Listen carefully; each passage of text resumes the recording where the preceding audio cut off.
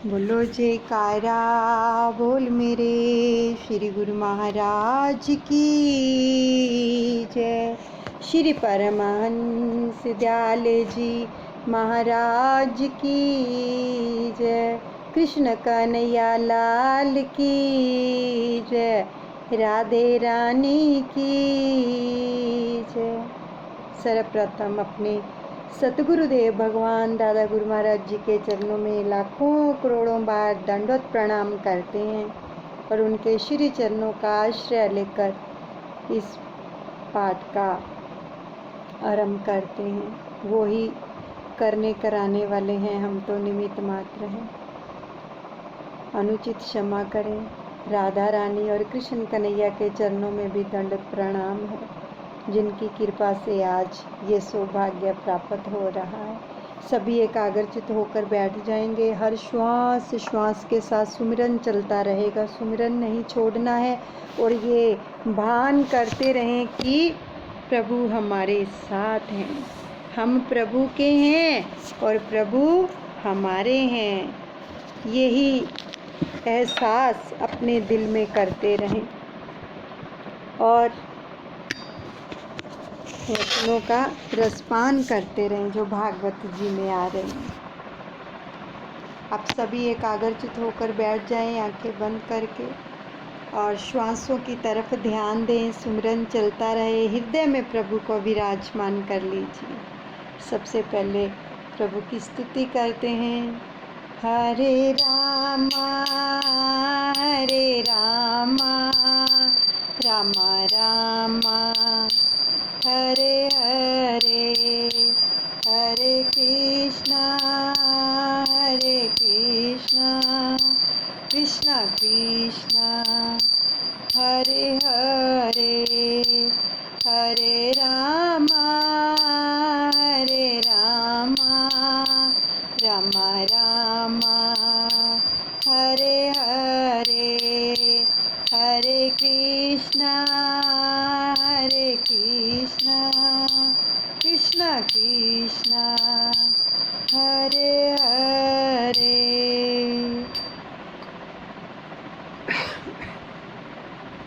आगे के पाठ का रसपान करेंगे। ध्रुव जी का प्रसंग चल रहा है। श्रीधर स्वामी को इस श्लोक का अर्थ करने में कुछ कठिनाई सी लगी है।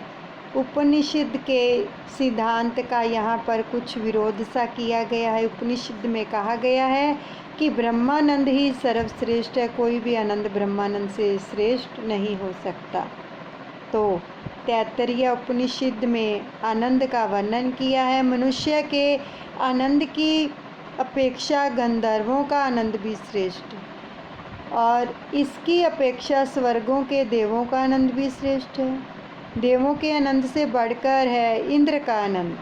इंद्र आनंद की अपेक्षा बृहस्पति का आनंद 100 गुना श्रेष्ठ है, किंतु ब्रह्मानंद तो सर्वश्रेष्ठ आनंद है, जो निष्काम है, निर्विकार है और जिसके मन का निरोध हो चुका है। उसे जो आनंद मिलता है वही ब्रह्मानंद है। यह सर्वश्रेष्ठ आनंद है और ब्रह्माकार वृत्ति वाले योगियों को जो ब्रह्मानंद प्राप्त होता है वह श्रेष्ठ आनंद है, जहाँ द्वैत और प्रपंच, मैं और तू नहीं है, वह आनंद श्रेष्ठ है। जब तक मैं और तू का अस्तित्व है तब तक श्रेष्ठ आनंद नहीं मिल पाता। ब्रह्मानंद की प्राप्ति होने पर संसारिकता का, जगत का अस्तित्व नहीं रह पाता। और भागवत में ध्रुव जी कहते हैं कि भगवान की कथा श्रवण करने का आनंद ब्रह्मानंद से भी श्रेष्ठ है। यह विरोधाभास क्यों है? इसमें कौन सी बात सच्ची है? महापुरुषों ने अपनी अपनी दृष्टि से समाधान किया है कि ब्रह्मानंद सर्वश्रेष्ठ है, किंतु इसमें एक दोष है। यह आनंद एक भोग्य है, सर्वभोग्य नहीं है। जिसकी वृत्ति ब्रह्माकार हुई हो उसे ही वह आनंद मिल सकता है। अतः यह आनंद गौण है। कथा कीर्तन का आनंद अनेक भोग्य है, भजनानंद सर्वभोग्य होने के कारण सभी को एक साथ आनंदित करता है। इसी कारण से कथानंद को ब्रह्मानंद की अपेक्षा श्रेष्ठ कहा गया है। वैसे तात्विक दृष्टि से ब्रह्मानंद ही सर्वश्रेष्ठ कहा जाएगा। ब्रह्मानंद एक ही व्यक्ति को आनंदित कर सकता है। जो आनंद समाधि में लीन योगी प्राप्त कर सकता है, वह आनंद योगी के सेवक को नहीं मिल पाता, क्योंकि समाधि लीन योगी अकेला ही संसार पार करता है, जबकि सत्संगी स्वयं भी पार होता है और अन्यों को भी पार ले जाता है। कथा श्रवण सभी को एक साथ आनंद होता है। यह अनेक भोग्य है। अतः कथा श्रवण का आनंद कथानंद भी श्रेष्ठ कहा गया है। कुछ टीकाकारों ने कहा है कि ब्रह्मानंद की अपेक्षा अन्य कोई भी आनंद श्रेष्ठ नहीं है, किंतु सत्संग की महिमा वृद्धिगत करने के लिए ऐसा भागवत में कहा गया है। प्रभु ने ध्रुव जी से कहा, मैं तेरी भक्ति से प्रसन्न हुआ हूँ, तू मुझसे चाहे जो भी मांग सकता है। तो ध्रुव जी ने कहा, क्या मांगूं और क्या नहीं, यह मेरी समझ में नहीं आ रहा है। आपको जो भी प्रिय हो वह मुझे दे दीजिए।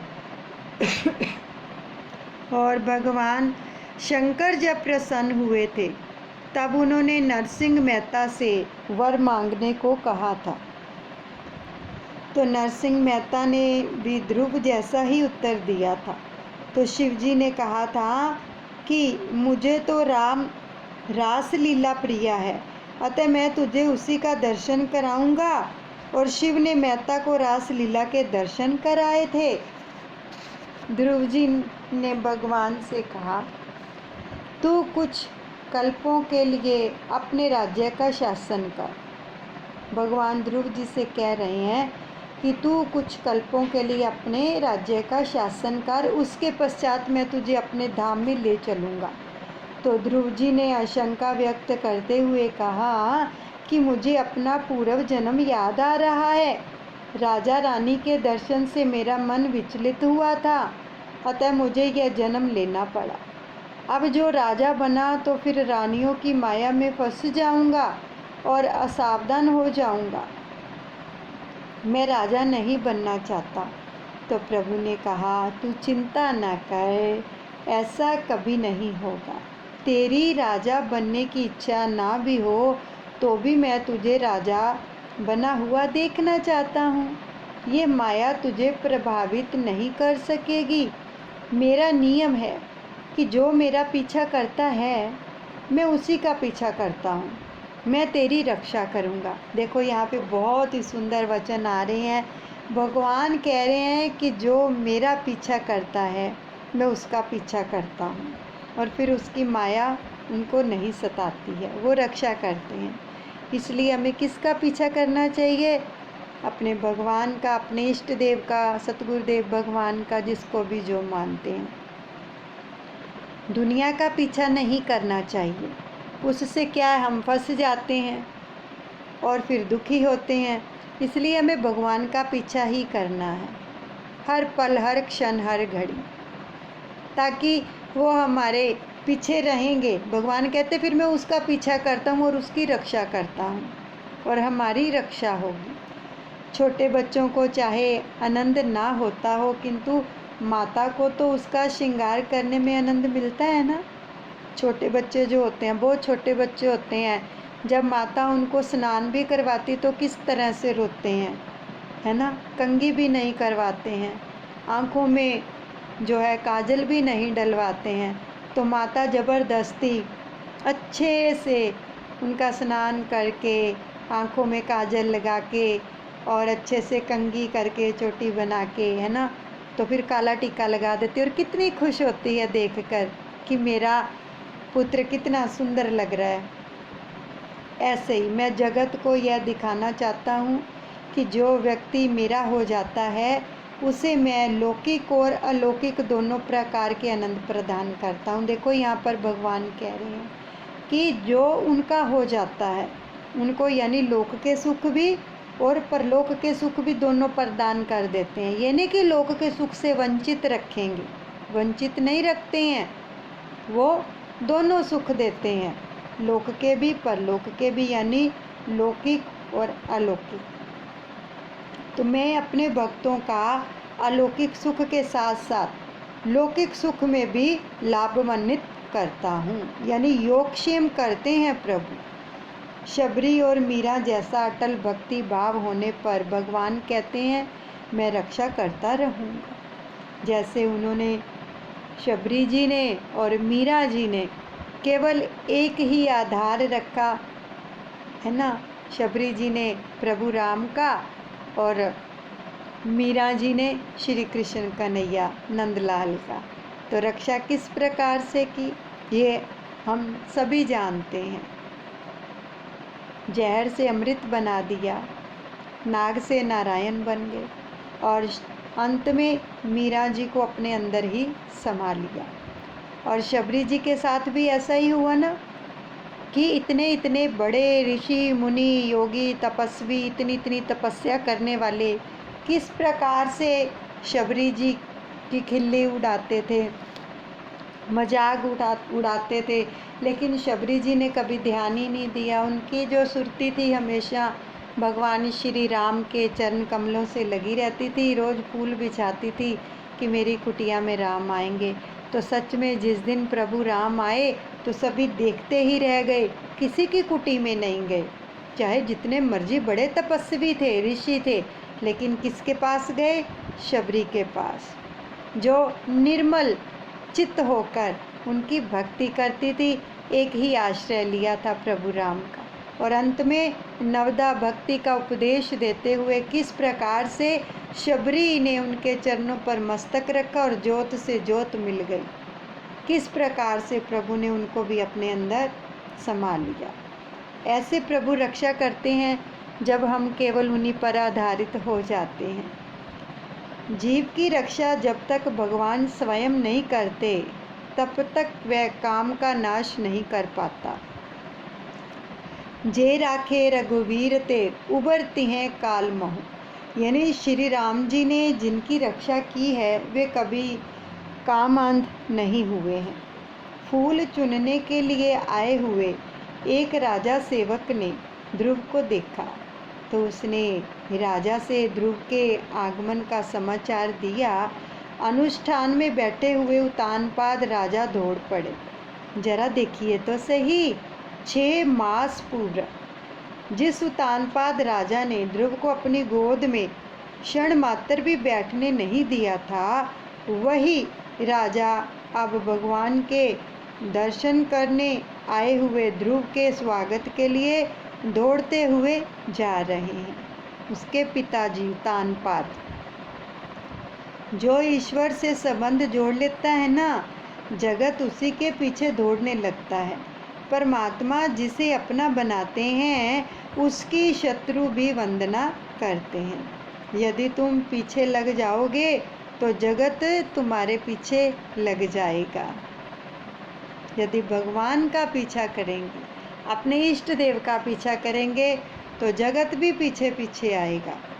तो वही उतानपाद कि जिन्होंने ध्रुव का कभी अपमान किया था, आज उसका स्वागत करने के लिए दौड़ पड़े हैं। वे सोचते हैं कि मेरे 5 वर्ष के बालक ने भगवान का दर्शन पा लिया और मैं आधी जिंदगी गुजार चुका, फिर भी सुरुचि की माया में फंसा हुआ हूँ। धिक्कार है मुझे। उसकी आंखें खुल गई राजा की, और राजा की आंखों से जो थे अनंधा अश्रु बह रहे हैं। कहाँ है मेरा ध्रुव, कहाँ है मेरा बेटा? सेवक ने कहा, देखिए महाराज, राजकुमार आपकी वंदना कर रहे हैं। तो राजा ने बालक को गले से लगाकर कहा कि मैं वंदना के लिए अपात्र हूँ, कि मैं वंदना का पात्र नहीं हूँ। शुकदेव जी वर्णन करते हैं कि उस समय परमानंद की वर्षा हो रही है। अनुभव करो कि अब ध्रुव माताओं की वंदना करने के लिए जा रहे हैं। वे सोचते हैं कि मेरी माता ने तो कहा था कि उसकी मैं वंदना ना करूं, तो कोई वैसी बड़ी बात नहीं है, किंतु विमाता सुरुचि की तो मुझे वंदना करनी ही चाहिए, जिसके कारण उसको भगवान के दर्शन हुए। अतः ध्रुव ने जब सुरुचि को प्रणाम किया तो उसका दिल भर आया। कितना सयाना है ये। सुनीति का हृदय तो हर्ष के मारे इतना भर आया कि वह तो कुछ बोल भी नहीं पाई। उसे लगा कि आज ही वह पुत्रवती हुई है, क्योंकि उसका पुत्र आज भगवान को प्राप्त करके आया है।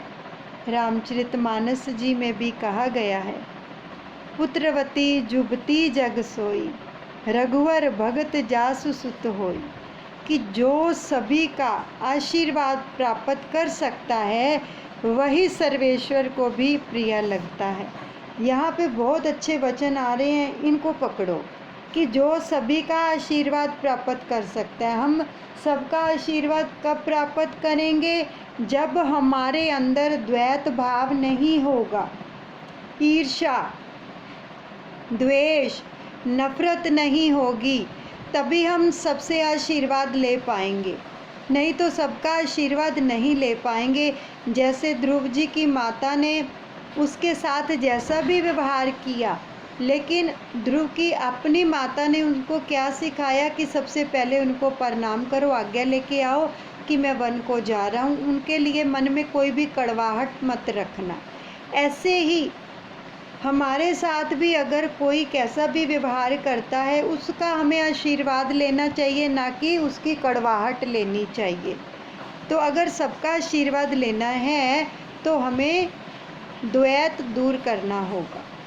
वही सर्वेश्वर को प्रिय लगता है, वही भगवान को प्रिय लगता है जो सबसे आशीर्वाद लेता है। तो लोगों ने कहा कि ध्रुव जी ने नारायण के दर्शन किए हैं, अतः हम उनका दर्शन करके कृतार्थ हो जाएंगे। तो ध्रुव जी की नगर यात्रा का आयोजन किया गया। तो ध्रुव जी को हाथी पर सवार होने के लिए कहा गया। तो उन्होंने कहा कि मैं अकेला सवार नहीं हो सकता, मेरे भाई उत्तम को भी पास में बिठलाओ। देखो कितनी उनके अंदर उदारता आ गई प्रभु के दर्शन करने से। और माँ के जो संस्कार थे कि सबसे पहले उन्होंने क्या कहा कि मेरे भाई उत्तम को भी लेकर आओ और उसको पास बिठाओ। उत्तम को हाथी पर पहले बिठाकर ध्रुव ऊपर सवार हुए। सबसे पहले उत्तम को बिठाया। जो अपने भाई बहनों में, नाते रिश्तेदारों में परमात्मा का दर्शन नहीं कर सकता, उसे मूर्ति आदि में भी भगवान का दर्शन नहीं हो सकता। चाहे जैसे भी हैं भाई बहन, उनके अंदर भी प्रभु का दर्शन करना चाहिए। वो अपने आप ठीक हो जाएंगे, क्योंकि हमारी पॉजिटिव तरंगे उनकी तरफ जाएंगी। हम उनके अंदर भगवान का दर्शन करेंगे, भगवान का स्वरूप ही उनको मानेंगे, तो उनकी ओर से भी हमें आशीर्वाद मिलेगा। तो तभी हमें भगवान के भी दर्शन हो पाएंगे। ये भागवत जी कह रही हैं। और शब्दात्मक उपदेश का प्रभाव शीघ्र नहीं पड़ता है, क्रियात्मक उपदेश का प्रभाव शीघ्र पड़ता है। शब्दों से अगर कोई हमें बोले अगर, तो उसका प्रभाव नहीं पड़ेगा जब तक हम उस क्रिया को करेंगे नहीं, करके नहीं देखेंगे। अब हमें बताया तो जा रहा है, लेकिन इसका प्रभाव हमारे ऊपर कब पड़ेगा? जब हम इसको करनी में लेके आएंगे, कथनी में नहीं, करनी में। ऐसा करके दिखाएंगे, ऐसा करेंगे, तभी हमारे ऊपर इन सब चीज़ों का प्रभाव पड़ेगा। सुरुचि अब पश्चाताप करने लगी है। सुनीति के चरणों में मस्तक नवाकर रो रही है। उसके आंसू के साथ साथ उसके मन का मैल भी धुल गया, क्योंकि वो तो सोच रही है ना कि मैंने अच्छा नहीं किया, मैंने ध्रुव के साथ प्रेम नहीं किया, उससे ईर्ष्या की। वो तो अपने मन में ये सोचकर पश्चाताप कर रही है। लेकिन ध्रुव ने आकर भी कितना प्रेम किया अपने भाई से भी, माता से भी। तो ध्रुव कुमार का राज्य अभिषेक किया गया और ब्रह्मी के साथ विवाह भी किया गया। ध्रुव बड़ा हो गया तो एक बार उत्तम शिकार करने के लिए वन में गया उसका भाई। वहाँ यक्ष के साथ युद्ध होने पर उसकी मृत्यु हो गई उत्तम की। ऐसा दुखद समाचार सुनकर ध्रुव वहाँ पहुँचा और भीषण युद्ध करके वह यक्षों का संहार करने लगा। उस समय ध्रुव के पिता महाराज मनु वहाँ पर पधारे। उन्होंने ध्रुव से कहा, बेटे, वैष्णव वैर नहीं करते। विष्णु भगवान प्रेम के स्वरूप हैं। अपनी छाती पर लात मारने वाले भृगु ऋषि को भी विष्णु भगवान ने प्रेम ही दिया था। तो शिवजी वैराग्य के स्वरूप हैं। अति प्रेम और अति वैराग्य दोनों का निर्वाह कठिन है। ज्ञानी को चाहिए कि वह अतिशय वैराग्य से रहे और वैष्णव को चाहिए कि वह अतिशय प्रेम करे। महाराज मनु कहते हैं कि अपनों से बड़ों के प्रति सहनशीलता, छोटों के प्रति दया, सम्मान और वयस्कों के साथ मैत्री और समस्त जीवों के साथ समान बर्ताव करने से सर्वात्मा श्री हरि प्रसन्न होते हैं। देखो, बहुत सुंदर वचन आ रहे हैं कि अपनों से बड़ों के प्रति सहनशीलता। अगर बड़े कुछ कहते हैं तो उनको सहन करना सीखो। आगे से आर्ग्यूमेंट मत करो, आगे से जवाब मत दो। और जो छोटे हैं उनके प्रति दया रखो और सम्मान करो उनका। और वयस्कों के साथ, यानी कि जो और लोग हैं, उनके साथ मित्रता रखो। और जितने भी संसार के व्यक्ति हैं, समस्त जीव हैं, उनके साथ समान बर्ताव करने से, एक जैसा बर्ताव करने से जो सर्वात्मा, यानी कि जो सबकी आत्मा के अंदर विराजमान है, वो परमपिता परमात्मा श्री हरि प्रसन्न होते हैं। अब है तितिक्षा। तितिक्षा का मतलब है सहनशीलता। सर्वजन के प्रति करुणा और जगत के प्रति जीव से मैत्री, इन 3 गुणों से संपन्न व्यक्ति सुखी होता है और उस पर भगवान भी प्रसन्न होते हैं। प्रत्येक प्राणी के प्रति स्वभाव रखने से प्रभु प्रसन्न होते हैं और भगवान के प्रसन्न होने पर प्रकृति गुणों तथा लिंग शरीर से मुक्त होकर पुरुष सुख स्वरूप ब्रह्मा की प्राप्ति करता है। मनु महाराज के उपदेश को सुनकर ध्रुव ने संहार रोक दिया। ध्रुव जी विशाल क्षेत्र में आए। ये जब बालक थे तब यमुना जी के किनारे पर गए थे। अब वृद्धावस्था में गंगा जी के तट पर आए हैं और गंगा जी मृत्यु सुधारती हैं। भागवत की कथा में प्रेम से सुनने से भी यात्राओं का फल मिलता है। भागवत जी की कथा को प्रेम से सुनता है जो, उसको भी तीर्थों का फल मिलता है। यानी कि जब हम गंगा जी का नाम लेते हैं, नाम उच्चारण करते हैं, यमुना जी का नाम उच्चारण करते हैं, तो उनका ध्यान तो आता है ना। तो सोचो कि हमारी डुबकी लग गई तो उनका फल हमें मिलता है जब हमारा भाव ऐसा बनता है। तो गंगा के किनारे बैठकर ये है मानसिक सेवा, यानी कि हम मन से जो साधना करते हैं, मानसिक साधना इसको बोलते हैं। गंगा के किनारे बैठकर ध्रुव जी भजन कीर्तन करने लगे और गंगा जी के प्रवाह के निनाद से दुर्वजा के ध्यान में विक्षेप होने लगा उनके नाद से। तो वे गंगा जी का किनारा छोड़ने को उदित हुए। तो गंगा जी वहाँ प्रकट हुई और ध्रुव ने कहा, माता, तुम्हारा यह कलकल निनाद मेरे भजन ध्यान में विक्षेप करता है। तो गंगा जी ने ध्रुव से कहा कि तू शांति से ध्यान करता है तो मैं भी अब शांति से ध्यान करूँगी। अब मैं भी कभी सशब्द नहीं बहूँगी। तू यहाँ से जाना नहीं, माँ गंगा ने कहा कि मैं भी शांति से बहूँगी, आवाज़ नहीं करूँगी, लेकिन तू यहाँ से जाना ना। मैं भी शांति से ध्यान करूँगी और तू भी शांति से ध्यान कर। तो गंगा जी शांत हो गई और ऋषिकेश के समीप ध्रुव आश्रम के पास गंगा जी आज तक शांत ही हैं। आप जाकर देखो, ऋषिकेश में जहाँ पर ध्रुव आश्रम है उसके पास जो गंगा जी बहती हैं वो शांत हैं। केवल ध्रुव आश्रम के निकट ही गंगा शांत है और किसी स्थान पर नहीं है। वहाँ पर कल कल करके बहती हैं, लहरें आती हैं, लहरें जाती हैं। एक बार भगवान की आज्ञा से क्या हुआ कि ध्रुव कुमार को अपने साथ ले जाने के लिए विमान लेकर पार्षद आई। तो गंगा तट छोड़कर बैकुंठ जाने की ध्रुव की इच्छा नहीं हो रही है। वे सोचते हैं कि गंगा तट पर रहकर सत्संग, भजन, ध्यान आदि में जो आनंद मुझे मिला है वह बैकुंठ में कैसे प्राप्त होगा। गंगा जी को साष्टांग प्रणाम करके वे अंतिम स्नान करने लगे। गंगा जी को छोड़ते हुए उन्हें वेदना हो रही है, उनका हृदय भर आया।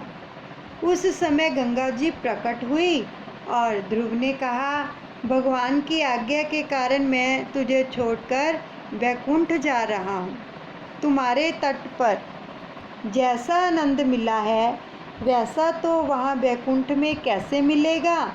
यह सुनकर गंगा ने बड़े प्यार से कहा, यह तो मेरा भौतिक स्वरूप है, बैकुंठ में मैं आदि भौतिक स्वरूप में रहती हूँ। ध्रुव ने गंगा जी को प्रणाम किया और सभी की वंदना करके ध्रुव जी बैकुंठ गए। वे विना की मूर्ति हैं। ध्रुव के समीप आकर मृत्युदेव ने सिर नवाया तो ध्रुव ने उनके मस्तक पर एक पैर रखकर दूसरा पैर विमान पर रखा। मृत्युदेव देखो, जब भगवान के भगत इस जगत से जाते हैं तो किस प्रकार से मृत्यु भी उनका स्वागत करती है, कि शीश झुका देती है। और मृत्यु देव के ऊपर, उसके मस्तक के ऊपर ध्रुव जी ने अपना पाँव रखा और दूसरा पाँव विमान पर रखा। ये किसको सौभाग्य मिलता है? जो प्रभु के हो जाते हैं, जो कन्हैया के बन जाते हैं, अपने सतगुरुदेव भगवान के बन जाते हैं, उनको ये सौभाग्य प्राप्त होता है। विमान में बैठकर भगवान के धाम में गए। ध्रुव के बैकुंठ गमन से सभी को आनंद हुआ। नारद जी कुछ अप्रसन्न से हैं। वे सोचते हैं कि मृत्युदेव के सिर पर पाँव रखकर विमान में बैठकर मेरा शिष्य बैकुंठ में पहुंच गया, मेरा शिष्य मुझसे भी आगे निकल गया। उसे लेने के लिए बैकुंठ में विमान आया और मुझे तो अब इस संसार में भटकना ही पड़ रहा है। यह बात सिद्ध करती है कि बहुत कथा करने से भी परमात्मा की प्राप्ति नहीं होती है। ध्यान के बिना, प्रभु दर्शन के बिना शांति नहीं मिलती है। एकांत में बैठकर ध्यान करने की आवश्यकता है। प्रभु के लाडले भगत मृत्यु अर्थात काल के मस्तक पर पांव रखकर वैकुंठ में जाते हैं। भागवत के चौथे स्कंद में 12वें अध्याय के 30वें श्लोक में स्पष्ट कहा है कि मृत्यु के सिर पांव रखकर ध्रुव जी विमान में बैठे थे। भगवान के भगत मृत्यु से नहीं डरते हैं। मनुष्य निर्भय नहीं बन पाता क्योंकि वह ईश्वर का नहीं होता। जो ईश्वर की शरण में गया है वह निश्चित बनता है, निश्चिंत हो जाता है, निर्भय बनता है। तो सुतीक्ष्ण ऋषि मानस में कहते हैं कि मेरा अभिमान प्रतिदिन वृद्धिगत हो। कौन सा अभिमान है? मैं भगवान का हूँ और भगवान मेरे हैं, ऐसा अभिमान। अस अभिमान जाई जनि भोरे, मैं सेवक रघुपति पति तोरे। रघुपति पति मोरे। जो भगवान का आश्रय ग्रहण करता है वह निर्भय बनता है, उसे काल का भी भय नहीं सता सकता। काल तो परमात्मा का दूत है और काल परमात्मा की शरण में जाने के पश्चात काल भी क्या बिगाड़ सकता है। ध्रुव अर्थाथी भगत हैं। ध्रुव ने भक्ति की शरणागति स्वीकार की तो भगवान ने उसको दर्शन दिए, राज्य दिया और अंत में वैकुंठवास भी दिया। यह है भगवान की अनन्य शरणागति का फल। ध्रुव का दृष्टांत बताता है कि अटल निश्चय से कठिनतम कार्य भी सिद्ध होता है, किंतु यह निश्चय कैसे होना चाहिए? देह का पातयामी कार्य व साधयामी कार्य सिद्ध करूँगा और नहीं तो देह त्याग करूँगा। यह दृष्टांत ये भी बताता है कि बाल्यकाल से ही जो भगवान की भक्ति करता है उसे ही वे मिल पाते हैं। वृद्धावस्था में भजन ध्यान करने वाले का अगला जन्म सुधरता है, किंतु इस जन्म में भगवान को प्राप्त करना तो बाल्यावस्था से ही भक्ति की जानी चाहिए। लेकिन कई लोग अभी भी कहते हैं ना कि हमारी तो अभी उम्र ही नहीं है भक्ति करने की, अभी तो हम जवान हैं और जब बुढ़ापा आएगा तब भक्ति करेंगे। तो ऐसे में भगवान नहीं प्राप्त हो सकते हैं। भगवान को प्राप्त करना है तो बचपन से ही हमें भगवान की आराधना साधना उनका ध्यान करना चाहिए। बाल्यावस्था के अच्छे संस्कार नष्ट नहीं होते हैं। सुनीति की भांति तुम भी अपने बालकों में बचपन से ही धार्मिक संस्कारों का चिंतन करो। अभी भी जिनके बालक छोटे हैं उन माताओं को चाहिए कि उनको प्रभु की तरफ लगाएं। रात को जब सोते हैं तो जैसे भी करके प्रभु का ध्यान करवाएं उनसे, और एक माला नाम की ज़रूर करवाएं, ज़्यादा नहीं तो चाहे बोल बोल के ही करें, लेकिन करें। उनके अंदर ऐसे संस्कार माता ही डाल सकती है। और जब सुबह उठते हैं तो तब भी उनसे बोलें कि उस ईश्वर को, परमपिता परमात्मा का, उस सतगुरु का धन्यवाद करें, शुक्राना करें। सबसे पहले उठकर उसको याद करें। जब भी अपने बेड से उठते हैं, नींद खुलती है, माताएं उठाती हैं अपने बच्चों को, तो उनको बोलो कि हाथ जोड़कर उस परम पिता परमात्मा का शुक्रिया अदा करें, उनको याद करें, उनका धन्यवाद करें कि thank you God for everything, सब कुछ देने के लिए आपका शुक्रिया प्रभु। तब भी चाहे 21 बार 11 बार भगवान के नाम का जाप करवाएं सुबह उठते ही, इस मुख से, इस वाणी से। तो देखो, इस प्रकार से ही बच्चों को भगवान की तरफ लगाओ, उनको अच्छे संस्कार दो, अच्छी अच्छी बातें सिखाओ। ध्रुव की ये प्रसंग सुनाओ, प्रहलाद का प्रसंग सुनाओ अपने बच्चों को। जब लेके बैठती हैं माताएं, रात को, दोपहर को, शाम को, कोई 5 मिनट रखो अपने बच्चों के लिए, उनको भगवान की बातें सुनाओ, कृष्ण कन्हैया लाल की लीलाएं सुनाओ, अपने सतगुरुदेव भगवान की जीवनी सुनाओ, किस प्रकार से सभी को दर्शन दिए प्रभु ने, कैसा प्रेम होना चाहिए। ऐसे बालकों के अंदर प्रेम जो है पैदा करो, प्रभु के प्रति अच्छे संस्कार दो। कोई भी मांगने के लिए कुछ आता है, या आप कोई सेवा निकालते हैं तो अपने बच्चों को बोलो कि बेटा दो, ये सेवा दो। किसी को कुछ खाने के लिए दे रहे, उनके हाथ से दिलाओ। तो ऐसे संस्कार बनते हैं, मन विनम्रता में आता है, मन झुकता है। ऐसे संस्कारों से, ऐसे संस्कार माता ही दे सकती है। अपने किसी रिश्तेदार के साथ अगर आपका कोई मन मुटाव है, बच्चों को मत बोलो। जैसे ध्रुव की माता जी ने, जो उत्तम की माता से उन्हें प्रेम करना ही सिखाया। ऐसे ये सब इसीलिए तो हमारे पास ये वचन आ रहे हैं कि हमें अपने बच्चों को इस प्रकार से बनाना चाहिए, उनके मन में प्रेम भरना चाहिए प्रभु के प्रति, कि तभी प्रभु मिलेंगे। अगर किसी के प्रति बैर रखोगे तो प्रभु फिर पसंद नहीं करते हैं। ऐसे अपने बच्चों को संस्कार डालो। तो बाल्यावस्था के अच्छे संस्कार नष्ट नहीं होते, छोटी आयु में ही ऐसे संस्कार डाल देंगे तो ये अंतिम तक जाएंगे और आगे भी जाएंगे। तो सुनीति की भांति तुम भी अपने बालकों के बचपन से ही धार्मिक संस्कारों का सिंचन करो। ध्रुव चरित्र की समाप्ति करते हुए मैत्रेय जी ने कहा कि नारायण सरोवर के किनारे नारद जी तप कर रहे थे, तो वहाँ प्रेचताओं का मिलन हुआ। तो विदुर जी ने पूछा, ये प्रेचता कौन थे, किसके पुत्र थे, विस्तार से सब कुछ बताइए।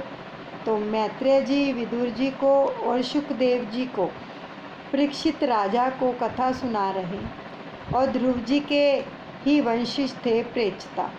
तो ध्रुव जी के वंश में एक राजा हुआ था अंग। अंग के यहाँ हुआ वेन। अंग सदाचारी था और वेन दुराचारी। वेन जो था वो शासन काल में प्रजा बहुत दुखी हो गई थी उसके शासन में। तो वेन राजा के शासन काल में अधर्म बढ़ गया, तो ब्राह्मणों ने शाप देकर उसका नाश किया। राजा के बिना प्रजा दुखी होने लगी। वेन राजा के शरीर का मंथन किया गया। प्रथम एक काला पुरुष प्रकट हुआ। नीचे के भाग में पाप होने के कारण उसका मंथन करके प्रथम तो पाप निकाल दिया गया, और नाभि से नीचे का भाग उत्तम नहीं है, उसके ऊपर का भाग उत्तम कहा गया है। नाभि से नीचे के भाग का सुख लेने जैसा नहीं है। मनुष्य के ऊपर का भाग पवित्र है। फिर ऊपर के पवित्र भाग का बाहुओं का मंथन वेद मंत्रों द्वारा किया गया। उसमें पृथु महाराज का प्राकट्य हुआ। और श्रीधर स्वामी ने कहा कि इन लोगों ने बाहुओं का मंथन किया, अतः अर्चन भक्ति रूप पृथु महाराज प्रकट हुए। यदि हृदय का मंथन किया गया होता तो साक्षात नारायण प्रकट हुए होते। पृथु महाराज अर्चन भक्ति के स्वरूप हैं, अतः उनकी रानी का नाम अर्ची है। अर्चन भक्ति में पृथु श्रेष्ठ है। वे नित्य महाभिषेक करते थे, अतः उनके शासन काल में प्रजा सुखी हुई। तो उन्होंने अश्वमेघ यज्ञ भी किया। इस यज्ञ में अश्व को जो था बंधन रहित करके उसकी इच्छा अनुसार घुमाया जाता है। यदि अश्व कहीं बांधा ना जाए तो यज्ञ में उसका बलिदान किया जाता है। अश्व वासना का स्वरूप है।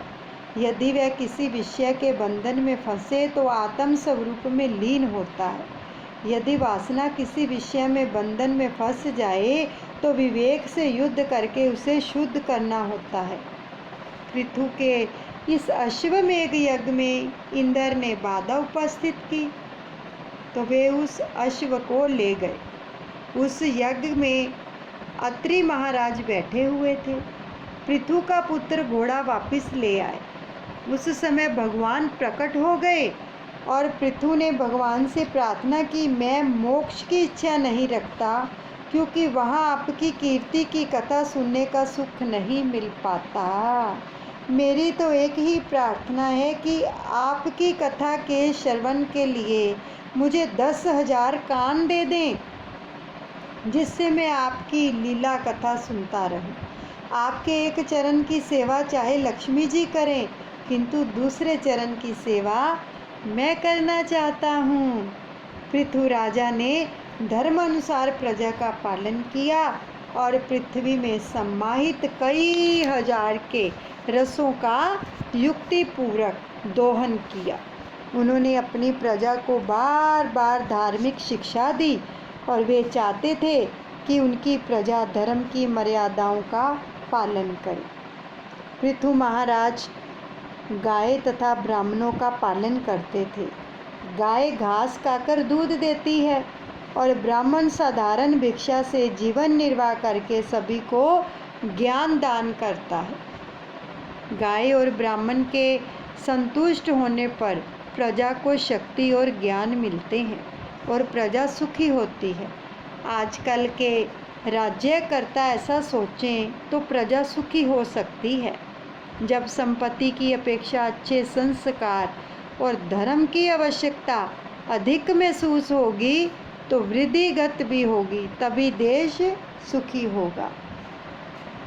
जो पृथु महाराज एक बार रानी अर्ची के साथ बैठे हुए थे कि वहाँ सनंत कुमार आए। उनके सत्संग से राजा को वैराग्य उत्पन्न हुआ। वे अर्ची के साथ वन में गए और पृथु महाराज स्वर्ग में गए। सनंत कुमारों के उपदेश से उन्होंने वनवास लिया।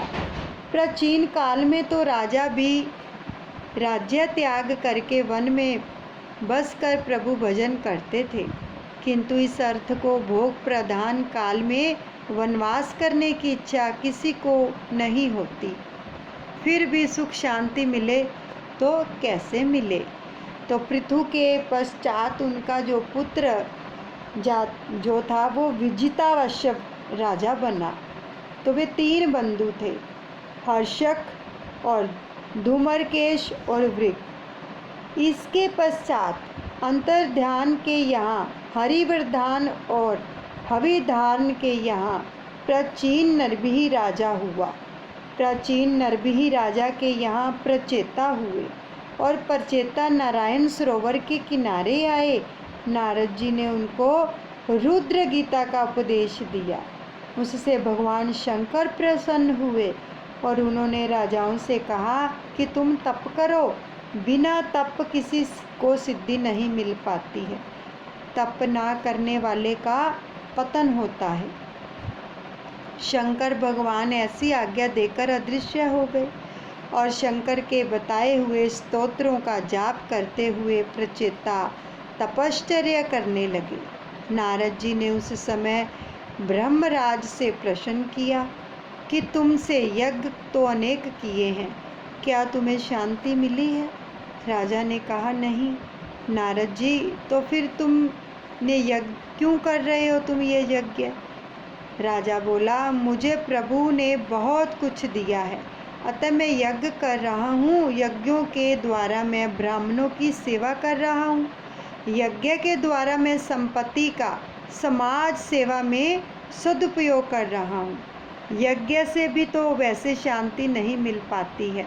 नारद जी प्राचीन ब्रह्मषि राजा को समझा रहे हैं, जन्म ऋतु के चक्कर से जीव मुक्त हो पाए तभी पूर्ण शांति प्राप्त होती है। यज्ञ से तेरा कल्याण नहीं होगा। कल्याण के लिए चित्त शुद्धि आवश्यक है। चित्त शुद्धि होने के पश्चात एकांत में बैठकर ध्यान करने की आवश्यकता है। केवल यज्ञ करने से ईश्वर का साक्षात्कार नहीं हो सकता। तू स्वर्ग में तो जाएगा, किंतु तेरे पुण्य का क्षय होगा। अतः स्वर्ग में तो तुझे निकाल दिया जाएगा। इसलिए शांति से बैठकर तू आत्म स्वरूप का चिंतन कर, यानी भजन कर। तुझे अपने ही आत्म स्वरूप का ज्ञान नहीं है, अब यज्ञ करने की आवश्यकता नहीं। शांति पूर्वक ईश्वर की तू आराधना कर। तो राजा ने कहा, आप बड़े अच्छा उपदेश दे रहे हैं। नारद जी कहते हैं कि तुझे अपने ही स्वरूप का ज्ञान नहीं है। जो स्वयं के स्वरूप को पहचान नहीं सकता, वह ईश्वर को कैसे पहचान सकेगा? मैं एक कथा सुनाता हूँ, ध्यान से सुनो।